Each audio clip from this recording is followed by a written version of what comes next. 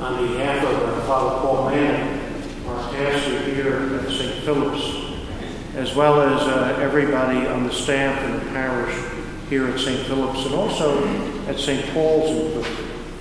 I want to express to the Meyer family, to Marie and Ted, to Joe and to Emily, to the grandchildren, to Ted's brothers, Paul and Robert, and to his sister, Sister Mary Margaret, who was unable to be here, and all the extended Meyer clan and Kohout clan, our prayers, our sympathy, our consolation at this time of loss in your family.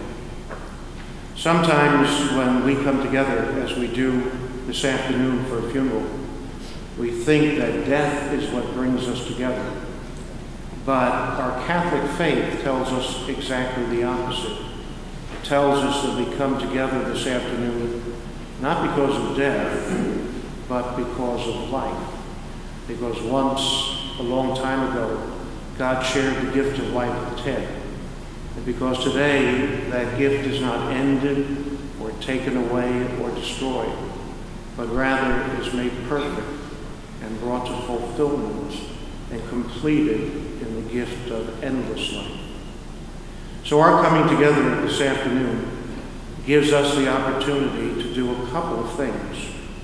First of all, much as he did with his children through the years of growing up here in Clifton, Ted has got us all to church again. He's made sure that everybody's here, and he invites us again to listen to the promise of Christ, that for those who are faithful, life is changed, not ended. That the one who calls us together this morning and promises us that he is the way and the truth and the life, invites us to take a moment in our busy and hectic lives and let the reality of that truth sink into our lives and hearts. His family selected the gospel from Matthew that includes the Beatitudes. To people just looking at the Beatitudes at first glance, they may seem like pious foolishness. But for somebody like Ted, who took them to heart and lived them out, they were a pattern and a program for the way that you lived your life. They admitted you to a deeper way of thinking about life and of living it out. Almost a mystery, hidden at first glance, but available for those who take the message to heart.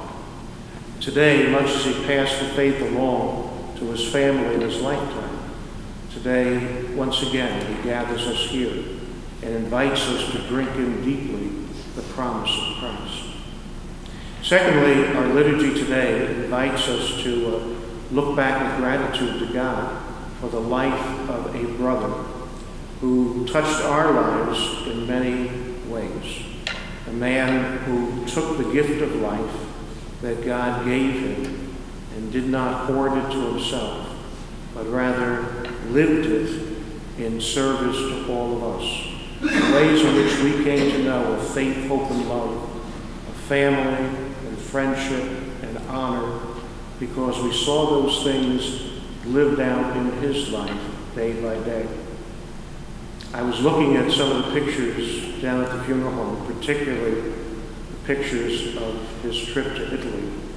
And with that hat on, he looks like a little bit like a character out of an E.M. Forster novel, or maybe Evelyn Waugh. It looks like he's a lost character from Brideshead Revisited, or A Room with a View.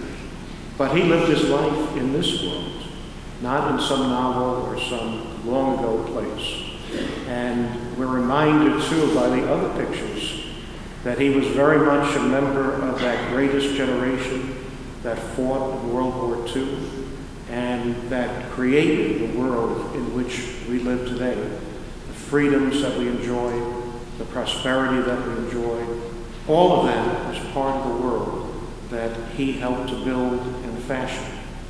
He had many loves in his life, was involved in many different things, and took many, many different interests.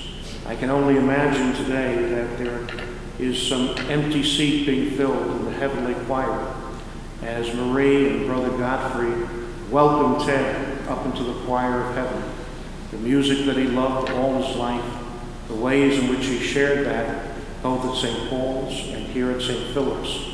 All of those things remind us of the many gifts and talents that God shared with him and the ways in which he shared them with us. They asked me in the sacristy a little while ago if this would be a big funeral. And I said, well, if half of the family shows up, it'll be a sizable funeral. It's not always easy to live out your life in the context of that large a family. So many children and grandchildren and nieces and nephews and cousins to constantly be an example for. But Ted lived out the role very well. He found time to be a family man and to teach his family about faith and friendship and family. It's important in our lives.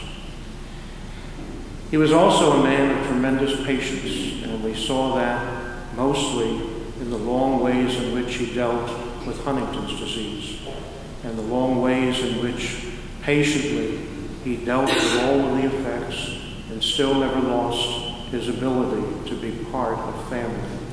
He did not isolate himself, but rather continued to share his gifts with all of us. I enjoyed myself getting little historical tidbits from him in the mail, right up until a time when I could barely read his handwriting anymore. But he was still full of life, still fascinated by the world around him, still interested in so many things, and still interested in sharing those things with us. And finally, our liturgy today invites us to look at our own lives, to see whether or not our lives are headed in the way of the one who tells us, I am the way and the truth and the life. Ted's example through his long life invites us to look at the direction of our own lives and to make sure that our compass is set. He was a navigator in World War II on the Poseidon, serving in the United States Navy. A hint of that at our opening music this afternoon, the Navy hymn, Eternal Father, strong to save. He was a reliable navigator, not only for that ship, but also for his family and his friends. And as he set the course for us in this life, we pause today to make sure that, like him, we're headed in the right direction. I can't help but think about the decades that Ted served as a choir director and a music director on the other side of town at St. Paul's. It was the family church that his family helped to build, and one in which his large family was very active, much as they were here in the city of Clifton, his father having served as our mayor back in the 1930s and 40s. But as we played the opening hymn today, I thought about how many times Ted must have rehearsed a choir in O Come, All Ye Faithful. And today, those words, Come, All Ye Faithful, are not just a hymn sung in expectation of a liturgical feast, but the words of Christ directly to him. Come, ye faithful, ye citizen of heaven, rejoice and sing.